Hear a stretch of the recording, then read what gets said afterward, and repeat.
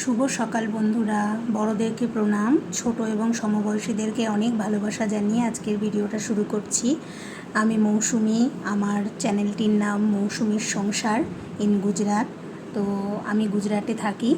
দেখো বন্ধুরা, আজকে সকালের ভিডিওটা শুরু করছি একদম মুদিখানার জিনিসপত্র গোছানো দিয়ে। তো এখানে সব কিছুই অনলাইন থেকেই আনানো হয়। তো আজকে সকালবেলায় বুক করা হয়েছিল, তো 9টার মধ্যেই জিনিসপত্র চলে এসছে। তো এই যে দরজার সামনেই এখানে ডেলিভারি দিয়ে গেছে, যেহেতু অনলাইন থেকে আনা হয়। তো ভাবলাম যে এগুলো গুছিয়ে তারপরে অন্য কাজে যাব। তো দেখো, ওইগুলো গুছিয়েই আমি এদিকে আবার ভাত আর একটু পেঁয়াজ আর আলু ভাজা বসিয়ে দিয়েছিলাম, যেহেতু মেয়ের স্কুল আছে তো তাড়াতাড়ি কমপ্লিট করতে হবে। তো এগুলো বসানোই ছিল। আর আলু ভাজাটা মানে একটু গ্যাসটা কমিয়ে দিয়ে রেখেছিলাম, তো দেখছি অনেকটাই হয়ে গেছে, ভাতটাও প্রায় আর কি হব হব হয়ে এসছে। তো সকাল থেকেই তো নানান রকম ব্যস্ততা শুরু হয়ে যায়। সকালে একবার তো হাজব্যান্ডের রান্নাবান্না হয়ে গেছে, রুটি একটা সবজি, ওগুলো তো ও টিফিন নিয়ে চলেও গেছে। এবার আবার মেয়ে বেরোবে, তার জন্যে তাড়াতাড়ি করতে হবে।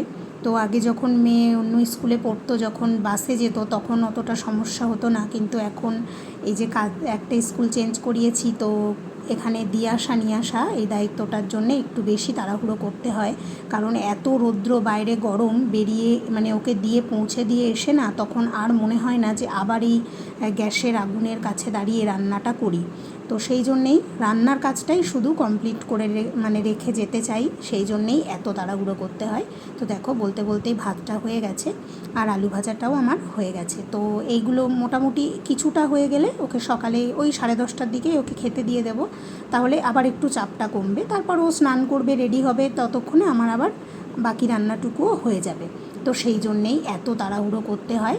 আর এই দেখো বন্ধুরা, একটা জিনিস দেখাই। আমার হাজব্যান্ডের একজন অফিসে একসাথেই চাকরি করে, ওই দাদাটা মেদিনীপুরে থাকে। তো উনি বাড়িতে গেছিলেন, বাড়ি থেকে না আমাদেরকে এই বড়িটা এনে দিয়েছেন, মানে উনি এনেছেন আর কি, তাই আমাদেরকে এক কৌটো দিয়েছেন। এখানে না এই ডিজাইন করা বড়ি আছে, জানি না এগুলোকে কী বলে, কখনো খাইনি। ওই দেখো, এই কৌটোটার এক কৌটো, এর মধ্যে কিছু বড়ি আছে যার মানে পিছনের দিকটাতে না পোস্ত লাগানো, আবার কিছু আছে তিল লাগানো। তো মেয়ে বললো, মা দুটো ভাজা করে দাও না, খেয়ে দেখি কেমন লাগে। আর কিছু আছে ওই যে বড় বড় বড়ি, যেগুলো সবজিতে দেওয়া হয়। তো আমি দুটো চারটে ওই বড়িও আর কি বার করেছি, আবার এই বড়ি দুটো বার করেছি, তাই ভাজা করে নিচ্ছি। আর ডাল আছে, তো ডালের সাথে এটা খেতে ভালো লাগবে। তো দেখো, সেই মতোই আবার আর একটা সবজিও বানিয়ে নেওয়ার চেষ্টা করছি, নিয়েই ওকে খেতে দেবো। ওইদিকে টিফিন বক্সে ডালটাও আমি গ্যাসে আস্তে মানে কম করে দিয়ে বসিয়ে রেখেছি, এটা আগের দিনের ডাল ছিল, তো সেটাকেই গরম করে নিচ্ছি আর কি। আর এই যে বন্ধু, এখানে না সব সময় পালং শাকটা ভালোই পাওয়া যায়।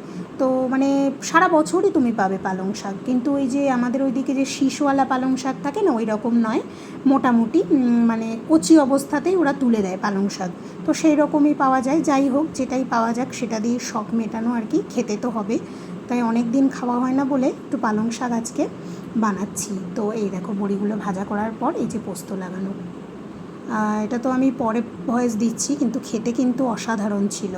তো সবজিটা চাপিয়ে দিয়ে এসে ভাবলাম যে আবার এই দিকের কাজগুলোও করে নিই, যেহেতু সবজি চাপিয়ে দিলে পালং শাক থেকে অনেক জল বেরোয়, আর এরকম ধরনের সবজি চাপিয়ে দিলে কিন্তু বেশিক্ষণ দাঁড়িয়ে থাকতে হয় না।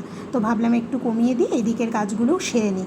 মানে সপ্তাহে 2 দিন তো এই যে মোছামুছি এগুলোর কাজ করতেই হয়, কারণ এত পরিমাণে এখানে ধুলো, মানে এগুলো পুরোপুরি মানে সামনেই থাকে, তো মানে হাত দিলেই মনে হয় যেন ইস কি নোংরা, আজকে পরিষ্কার করা হয়নি। তো সেই জন্য ভাবলাম এগুলোও করে নিই। আর একার সংসার, সব কিছু তো করতে হবে, এদিকে করলে আর একদিকে হয় না, আর একদিকে করলে এদিকে হয় না। তো চেষ্টা করছি যতটা করতে পারি। তো বন্ধুরা, তোমাদেরকে বলবো, আমার ভিডিও যারা দেখছো, তোমাদের যদি ভালো লাগে অবশ্যই লাইক কমেন্ট শেয়ার করবে এবং সাবস্ক্রাইব করে পাশে থাকবে। তো আগে এমন একটা সময় ছিল বন্ধুরা, যখন কাজ পারতাম না, ভালো রান্না পারতাম না, তার জন্যে অনেক কথা শুনেছি। আর এখন সেটাই ভাবি যে কত কিছু সময়ের সাথে সাথে পাল্টে যায় না। এখন তো মনে হয় যেন 10 হাত দিয়ে সব দিকের কাজ আমি একাই সামলাই। তো কি করব বলো, তখন একটা সিচুয়েশান ছিল, কিছু মানুষ তখন পরীক্ষা নিতে চেয়েছিল আমার, কিন্তু যাই হোক, সেটা আর বলার নেই কিছু। হয়তো আমার মতো অনেকেরই এরকম অবস্থা বা সিচুয়েশান গেছে। আর যারা বাড়ির বড় ছেলে বা বড় বৌমা হও, তারা তো জানোই যে তারা যতই করুক না কেন, কিন্তু কখনোই কিন্তু তাদের সেই মানে মানটা দেয়া হয় না। তো তারা যতই করুক সেটা কম হয়ে যায় আর কি। তো যাই হোক, আজকে এই যে সব কিছু একা সামলাতে পারি, তখনই মনে হয় যে এমন একটা দিন গেছে এই কাজগুলোর জন্য আমাকে কথা শুনতে হয়েছে, যদিও তখন বয়সটা খুব কম ছিল। এখন আমি সব কিছু সামলে করতেও পারি, মানুষকে করে খাওয়াতেও পারি। তো দেখো, বলতে বলতে আমাদের খাওয়াও হয়ে গেছে, মেয়ের সঙ্গে আমিও একটু খেয়ে নিয়েছি। এবার আর একটা সবজি বাকি আছে, সেটা হচ্ছে ইঁচড়। তো দেখো বন্ধুরা, এখানে ইঁচড় তো পাওয়া যায়, তো কাঁঠালটা একদম পাওয়া যায় না। তো কি করব, ইঁচড়টা যেহেতু পাওয়া যায় তো ইঁচড়টাতেই মনটা ভরিয়ে নিই আর কি।